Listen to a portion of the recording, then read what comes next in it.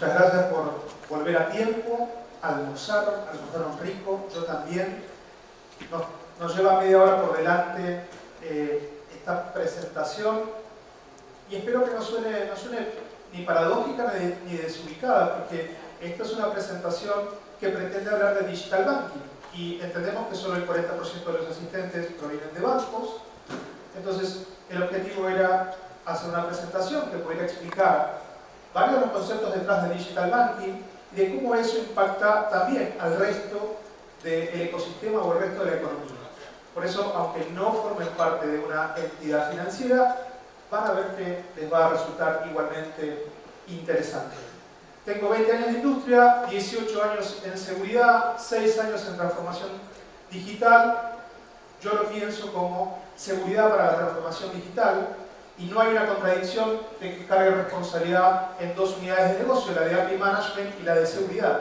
Y no hay una contradicción porque realmente creemos que se necesita seguridad para acelerar el proceso de transformación digital. Entonces, algunos de los elementos que voy a traer a la conversación tienen que ver con eso, tienen que ver la perspectiva, el punto de mirada de la seguridad, pero al mismo tiempo cómo eso habilita a que sea posible que esa transformación ocurra en el mercado, de nuevo, no solo en las entidades financieras. En América Latina hay más de 350 millones de smartphones, hay 100 millones en Brasil, lo cual nos deja 250 millones en el resto de Latinoamérica hispana. Y lo que está ocurriendo es que quienes poseen esos teléfonos inteligentes comienzan a acostumbrarse a cierto tipo de servicios o cierto tipo de interacciones con algunas empresas, lo que también termina generando un conjunto de expectativas muy fuertes sobre el resto del mercado. Se sabe, por experiencia en otros mercados, que la adopción de esta plataforma para realizar transacciones financieras es un camino de ida, no tiene retorno. Habrá regulaciones, países más adelantados que otros, habrá economías más propensas y de nuevo una idea de ecosistema, no solamente una entidad financiera que disponibiliza facilidades, funciones a través de nuevos dispositivos como los teléfonos, pero es un camino de ida. Ahora, lo interesante es que cuando uno comienza a entrar en el análisis de en la mano de quién están estos smartphones y cuáles son sus expectativas respecto a, por ejemplo, su relación con entidades financieras, no es buena. Y no es buena porque, como les decía, están muy acostumbrados a utilizar otro tipo de aplicaciones y otro tipo de plataformas y comienzan a comparar la experiencia entre un servicio y otro, y lo que hacen es esperan que las empresas financieras, los bancos en particular, se comporten como otras plataformas, otras aplicaciones con las que a diario se vinculan. Esto obviamente representa una gran preocupación para el mercado financiero. ¿Por qué? Bueno, porque los poseedores de estos teléfonos son una población que ya está rápidamente entrando al mercado laboral, que comienza a tomar decisiones en las familias de las que forman parte, aunque no formen parte del mercado laboral, y comienzan a meter presión consumiendo productos y servicios de un escenario o de un ecosistema mucho más amplio del que sus padres estaban acostumbrados. Entonces hay tres grandes preocupaciones para las empresas financieras. La primera es el aumento en la competencia, la segunda tiene que ver con que ya no son reconocidas por sus trayectorias ni son valuadas por sus activos tradicionales. Los nuevos consumidores, y estoy hablando de quienes están activamente utilizando estos 250 millones de dispositivos inteligentes, empiezan a buscar otra cosa. Me voy a concentrar en el primer punto, hay poco de lo que pueda hacer en los otros dos, entonces hablemos un poco de lo que son esta competencia. Y esta competencia, les decía, tiene que ver fuertemente con la experiencia del acceso del consumo de estos servicios, radicalmente, y aparecen un montón de jugadores de un montón de tamaños, sabores y prestaciones de servicios que para el mercado financiero pueden o ser una competencia o ser socios. Tampoco es tan relevante la discusión de qué es lo que deberían hacer los bancos en el futuro frente a estas fintech o cualquier compañía del mercado financiero ampliado, porque cuando uno comienza a desglosar qué tipo de servicios ofrecen todas estas empresas, encuentra con que en realidad buscan vincular el sistema financiero con un montón de otras actividades económicas que no son hoy todavía de interés para los bancos. Pero lo cierto es que están ahí y lo cierto es que están reflejando básicamente dos realidades. Una, las nuevas generaciones no están tan interesadas ni se sienten tan confortables hablando con entidades financieras.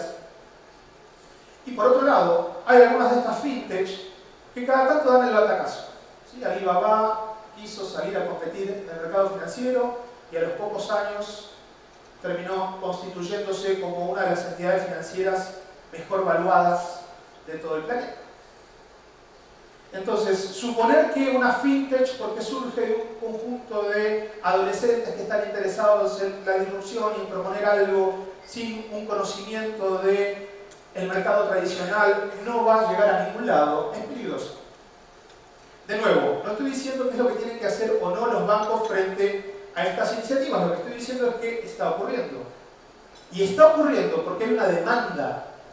Siempre que hay una oferta, ocurre que del otro lado hay alguien que le interesa consumirla.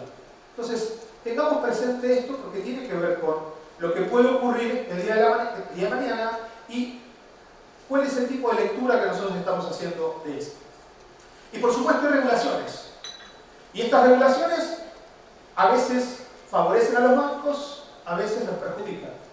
A veces hay una población, un gobierno, un Estado que pide más regulaciones porque hay un comportamiento abusivo por parte de una determinada industria. A veces es la propia industria la que le pide al Estado que imponga regulaciones para evitar nuevos jugadores en ese mercado.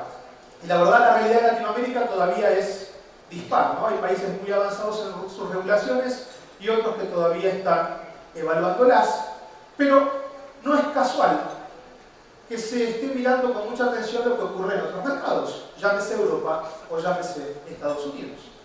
Y la regulación que me interesa mencionar, voy a mencionar solo una, la regulación que me interesa mencionar es aquella que obliga a los bancos europeos o a cualquier banco que quiera tener relaciones con bancos europeos a abrir canales de comunicación para compartir la información financiera de sus clientes. ¿A quién beneficia esta regulación? Voy a cambiar la pregunta. ¿Quién es el dueño de la información financiera? ¿Aquella persona que pone su dinero en un banco y que la existencia de ese dinero o la existencia de esos acuerdos que tiene con ese banco le permite realizar actividades en un determinado mercado? ¿O el banco que por el momento aloja ese dinero y hará lo que tenga que hacer, pero al final no es el dueño del dinero que tiene depositado? Y eso tiene que llevarnos a hacer la lectura correcta del porqué de esta regulación que aparece en Europa.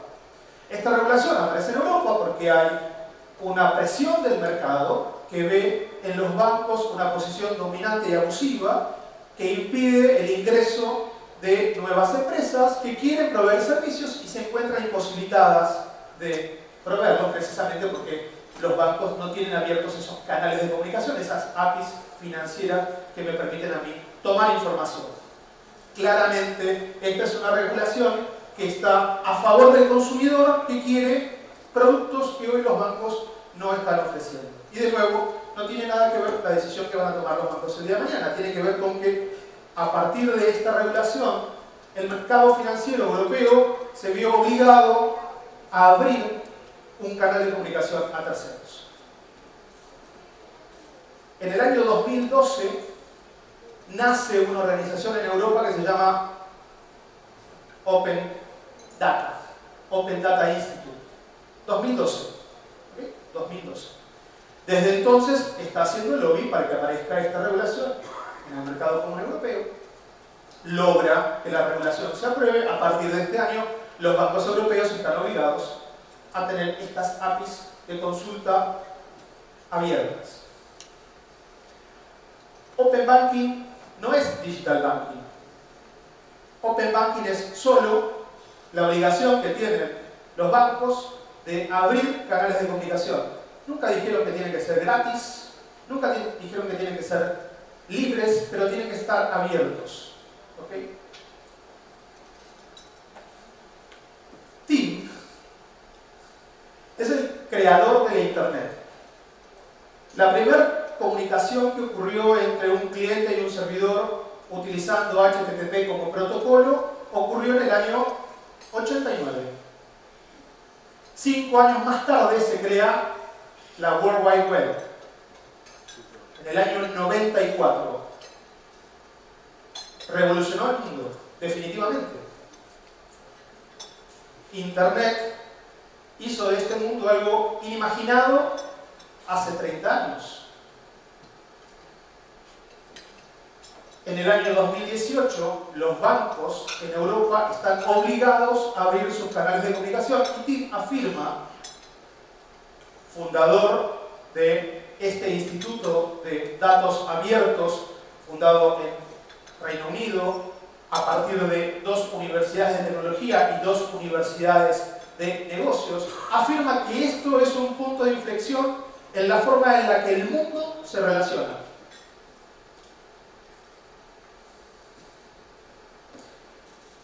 En el año 1994, cuando se funda o se habilita Internet como consorcio y se establecen los estándares para que tengamos hoy lo que conocemos como Internet, Bill Gates afirmaba, desde una posición arrogante, de que lo que se necesitan es realizar transacciones bancarias. Los bancos son opcionales. Claro, han pasado muchos años desde que eso evolucionara en algo que hoy amenaza a los bancos. Pero está ocurriendo. Y no empezó a ocurrir ahora, comenzó a ocurrir hace varios años. Entonces, la afirmación de que banco y banking son cosas diferentes nos lleva a preguntarnos qué es ese punto de inflexión desde lo tecnológico y cómo nos impacta en la forma en cómo llevamos adelante los procesos de negocio. Sean bancos o sea cualquier otro tipo de organización que tiene clientes, pero a las cuales les cobra algo para poder realizar una transacción, entregar un producto, un servicio, etcétera, etcétera. Y la discusión de fondo termina siendo en quién nos vamos a centrar. Y ya hemos escuchado años anteriores, este año, más temprano Santiago, de la experiencia y el usuario y el cliente y la demanda y el ser ágiles para poder satisfacer esa demanda y la sensación del trato justo. El video del mono es demoledor, porque cuando las comunicaciones eran a carreta, yo no sabía si el trato que recibía era justo o no era justo, porque difícilmente tenía contra qué compararlo. Pero hoy las comunicaciones son instantáneas. Y si junto a las comunicaciones instantáneas y a la pertenencia de redes sociales en donde puedo intercambiar mi experiencia con mis pares, los conozca o no los conozca, si a eso le sumamos que las barreras de entrada y las barreras de salida están por el piso, el riesgo que tienen las organizaciones de perder clientes aumenta exponencialmente. Están obligados a centrarse en el cliente y están obligados a centrarse en el cliente para entender cómo satisfacer mejor la necesidad que tienen. Y además el cliente les demanda un trato justo. El trato justo también tiene la forma de un servicio personalizado. Quiero que me conozcas. Para que el trato sea justo, vos me tenés que conocer. Y me tenés que tratar acorde a quién soy, o qué tipo de relación tengo con vos, o qué tipo de relación tengo con el grupo del que formás parte. Entonces, obviamente, el sistema financiero tiene desafíos. En el medio está claramente el desafío tecnológico de negocio que tiene, Open Banking, Social Banking, Banking Everywhere. Pero, en los extremos, tenemos desafíos que son cross-industria. ¿Sí? Centrarse en el cliente es un problema no solo de los bancos, sino de cualquier empresa, incluso si en el medio tiene intermediarios. Pero esto no puede hacerse, no se puede hacer, a menos que el cliente pueda efectivamente consumir esos servicios, para lo cual la usabilidad tiene que estar acompañada de niveles de seguridad acorde. Porque si para poder hacer una transacción me tardo 15 minutos demostrando quién soy, al final del día la experiencia me lleva a no querer usar ese servicio. Por otro lado, yo requiero que aquellos activos que yo pongo a disposición de un banco, una telco o quien fuera, sean protegidos, sean resguardados. Yo me merezco eso y voy a elegir a mi proveedor en función de que me pueda dar el servicio, cómo, cuándo, dónde yo lo necesite, y que al mismo tiempo reconozca que eso es un derecho y que a partir de ahí tengo incluso esta libertad de bajarme cuando quiera. Y uno podría decir, ¿en qué posición incómoda me deja a mí como proveedor de cualquier tipo de servicio el que del otro lado se pueda bajar cuando quiera? Me obliga a estar muy atento de la satisfacción de mi cliente para poder entregarle algo valioso de forma tal de que no tenga motivos ni siquiera de evaluar una alternativa. Traducido, desafío técnico para las organizaciones es: tengo que poder llegar con estas aplicaciones o con esta forma a mis clientes, y además tengo que poder adaptarme a los cambios que el mercado me vaya imponiendo en la medida que me lo vaya imponiendo. Tengo que ser ágil. Tengo que darle posibilidad al cliente a subirse, a bajarse, a moverse. Tengo que reconocer que hay más de un canal de comunicación y tengo que poder proveer esa accesibilidad a través de los distintos canales que aparezcan ahora o en el futuro. Y tengo que yo mismo, como organización, adoptar una cultura digital. No es fácil, ya lo vimos más temprano, va a llevar tiempo, porque además todos somos animales de costumbre, todos tenemos resistencia al cambio. La cultura digital es difícil de definir, pero entre esas definiciones, entre ellas hay una que es singular, ¿sí? Que tiene que ver con la personalización. Tiene que ver con la personalización porque, eliminadas las restricciones físicas, podríamos pretender tener algo en la medida en la que lo necesitamos o lo deseamos. La única forma de que la experiencia sea personalizada es que quien provea la experiencia sea digital. Eso incluye la cultura de la organización que va a entregar ese servicio. Desde SEA tenemos una plataforma para Digital Banking. Es lo que quiero mostrarles. Muy brevemente, son títulos, no solamente son títulos porque no quiero entrar en detalle técnico, sino porque la complejidad nos puede llevar un rato largo. Yo me voy a quedar el resto de la tarde para poder conversar si fuera el caso. La advertencia es que esto no es solo para bancos, porque el problema no es solo un problema de bancos. Los negocios ágiles requieren arquitecturas modernas y seguras. Los nuevos parámetros de madurez, ¿sí? Las nuevas verticales que se van a evaluar en términos de qué tan rápido evoluciona, madura una organización, están dados por la capacidad de adaptarme, velocidad de resultados, el tipo de experiencia, cuánto el cliente reconoce como valioso lo que le estoy ofreciendo, el alcance o cobertura, y si soy innovador o no. Van a ser estas 4 Estos 4 pilares en donde habrá que empezar a medir a las organizaciones el día de mañana. No se trata de que mi aplicación funcione en todos los navegadores, como sigue siendo la preocupación para muchos clientes todavía el día de hoy. Lo que se trata es que la aplicación sea una aplicación que responda al requerimiento del negocio y pueda correr en cualquier lado, independientemente de la interfaz que yo esté utilizando. Se trata de la economía de las aplicaciones. Y para la economía de las aplicaciones hay 2 elementos que son fundamentales: las aplicaciones y los consumidores de aplicaciones. No es casual que la unidad de negocio de seguridad y API Management trabajen juntas.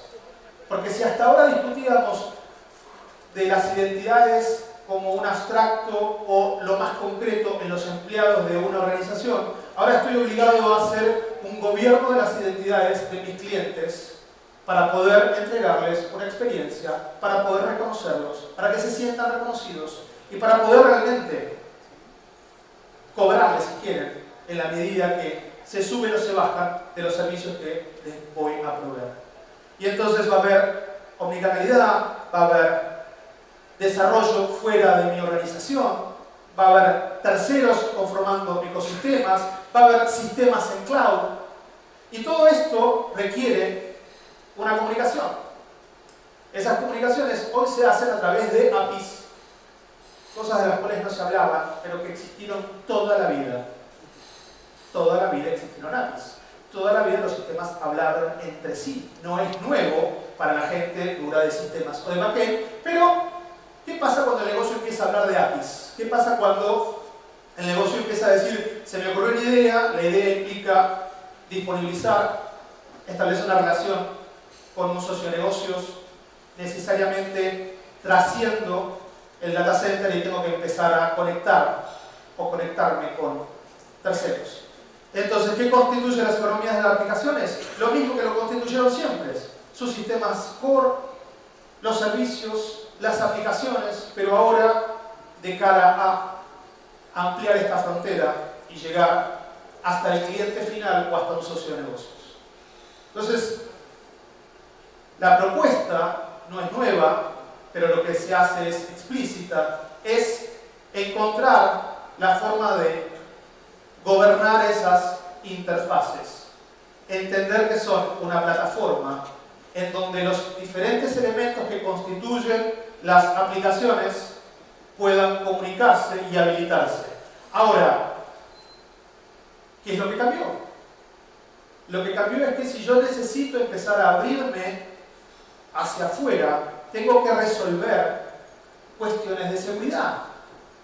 Tengo que poder identificar a un usuario, lo tengo que poder autenticar, el usuario tiene que existir en un directorio, tengo que proteger los servicios, tengo que controlar las aplicaciones, tengo que controlar la cantidad de transacciones, tengo que gobernar esa comunicación y gobernar a los actores en esa relación. No alcanza solo con el gobierno de las interfaces, no alcanza solo con API Management. Tengo que incorporar aquellos elementos que en algunos casos también son conocidos, pero hacerlos extensivos al negocio. ¿Y esto es posible? Claro que es posible, existe, claro que existe, y la idea es que sobre eso uno puede construir su imperio.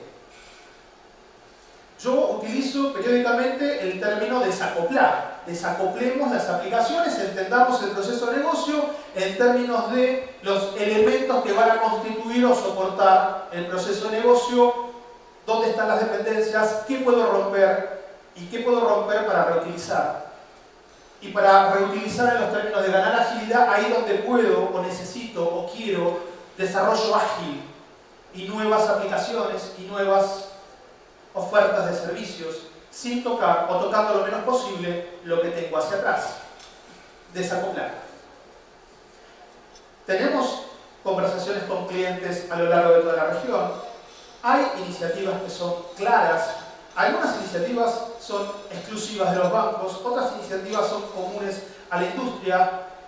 Todas tienen en común que necesitan poner en contacto sistemas y que necesitan poder identificar a quien consume esas interfaces, ya sean aplicaciones o ya sean usuarios. Todas tienen en común que lo que necesitan es una plataforma sobre la cual poder construir nuevos negocios. Tenemos recomendaciones. Hay algunos elementos que son indispensables para la transformación digital. No importa el camino que tomen, ¿sí? Hay diferentes formas de alcanzar un estado transformado digitalmente. Lo que está claro es que se necesitan contar con algunos elementos que garanticen la estabilidad, la viabilidad técnica, el crecimiento, la madurez a largo plazo, la seguridad, la lealtad de sus clientes, que van desde metodologías ágiles, pero también llegan a el gobierno de las identidades de los consumidores a quien proveo, o el análisis de la vulnerabilidad de las aplicaciones que estoy desarrollando, porque en la medida que pongo cosas de mala calidad en Internet, lo que hago es disparo a las rodillas. Entonces, hay recomendaciones concretas. Obviamente API Management está en el centro, hay una razón, no debe ser nueva para ustedes. Lo que es necesario que incorporen, si hasta ahora no lo hicieron, es que los elementos de seguridad complementarios son los que garantizan que se pueda acelerar el proceso. Identificamos estos 4 pilares. Obviamente hay objetivos dentro de cada uno de estos pilares. Tienen que ver con, obviamente, habilitar formas de hacer negocios, crear aplicaciones. Tienen que ver con cómo medir la relación con el cliente. Tienen que ver cómo establecer relaciones con socios del ecosistema que no necesariamente tienen que ser de la misma industria. Y por eso yo decía, hoy hay industrias que están presionando a los bancos. Industria del turismo, industria del transporte, industria del seguro, industria de la salud, están presionando a los bancos para poder hacer negocios con ellos. Hay bancos que están aceptando el desafío, otros que están viendo cuánto eso les puede impactar en el corto o en el mediano. Ahora, este tipo de proceso madurativo o esta lectura la tenemos hecha para el sector financiero, pero también la tenemos hecha para otros sectores. Para el sector de salud, en Estados Unidos se viene trabajando hace muchos años con esto. Para el comercio, de nuevo, en Estados Unidos se viene trabajando mucho con esto. El transporte ya es más pros. Pero para cada una de las industrias hay estas iniciativas digitales que son claras, iniciativas digitales que nos permiten entender cuáles son los elementos que tienen que aparecer en una arquitectura moderna para poder satisfacer esas necesidades de negocio. Los podemos conversar en la medida que estén interesados.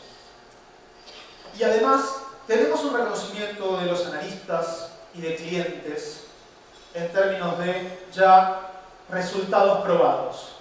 Hace varios años que venimos hablando del modelo madurativo, que venimos hablando de que con esta tecnología sería posible construir ecosistemas, que a partir de la aparición de determinados elementos, por ejemplo la gestión de identidades, se puede construir plataformas de fidelización de clientes o directamente un banco digital.